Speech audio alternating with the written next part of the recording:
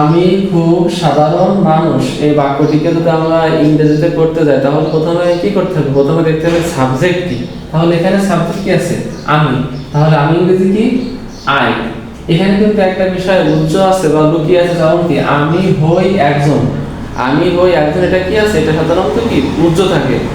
বাংলা থেকে যখন ইংলিশে কোনো কিছু করতে হয় তখন হুবহু যে সবগুলো সেন্টেন্সে থাকবে এমন কিন্তু কথা না। কিছু কিছু বিষয় উজ্জ্ব থাকে বা সেন্টেন্সের ভিতরে লুকিয়ে থাকে। যেমন আমি হই, এখানে হই শব্দটা উজ্জ্ব আছে। হই ইংরেজি কি? অ্যাম ইজ আর, এই তিনটা যে কোনো একটি। তাহলে আই পরে কি হয়? I am.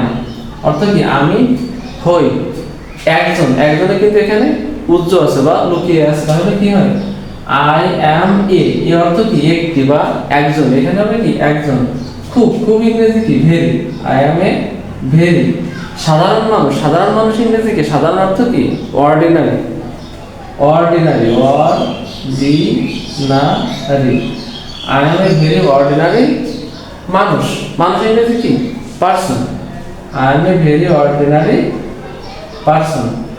এখানে আমি বেশ কয়েকটি বাক্য লিখছি, যেমন আমি কোনো সুবিধা পাই না, কিছু কিছু লোক আমার ভুল ধরে। এগুলো সাধারণত আমরা দৈনন্দিন জীবনে ব্যবহার করে থাকি। এগুলো যদি আমরা ভালো করে শিখি তাহলে দৈনন্দিন জীবনে যেগুলো আমরা বিভিন্ন সময় বলে থাকি সেগুলো কিন্তু আমরা বাংলা থেকে ইংরেজিতে আজকের পর থেকে কিন্তু শিখতে পারবো। এখানে কি লিখছি? এখানে আর থাকতে ভালো লাগে না। আচ্ছা, প্রথম এই বাক্যটি আমরা করলাম। এরপরে কি? আমি কোনো সুবিধা পাই না। তাহলে এখানে সাবজেক্ট কি আছে? I.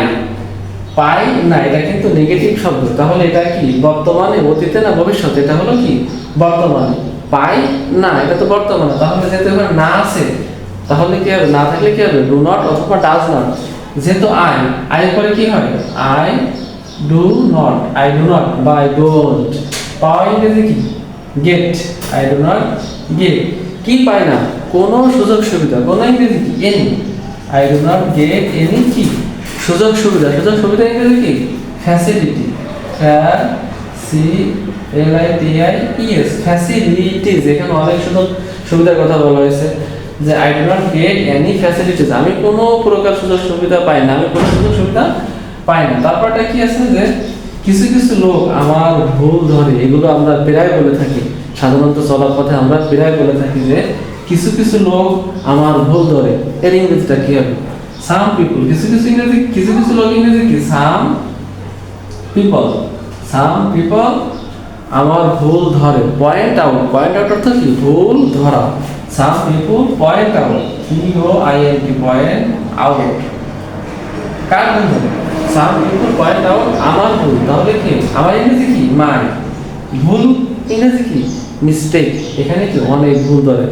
Mistakes. Find out my mistakes. MISTAKES mistakes. Some people point out my mistakes. এরপরে কি? এখানে আর থাকতে ভালো লাগে না। কার ভালো লাগে না? আমার ভালো লাগে না। তাহলে কি? আই ডোন্ট বা আই ডু নট। এই যে না বলে গেছে, ভালো লাগে না, ভালো লাগে না। I do not. ভালো লাগে ইংরেজি কি? Like. I do not like. তারপরে কি? থাকা। থাকা ইংরেজি কি? থাকা ইংরেজি হলো কি? স্টে। কিন্তু এখানে হলো কি? স্টেইং। কারণ কি? লাইকের পরে কি হয়? ভার্বের সাথে আইএনজি হয়। I don't like staying.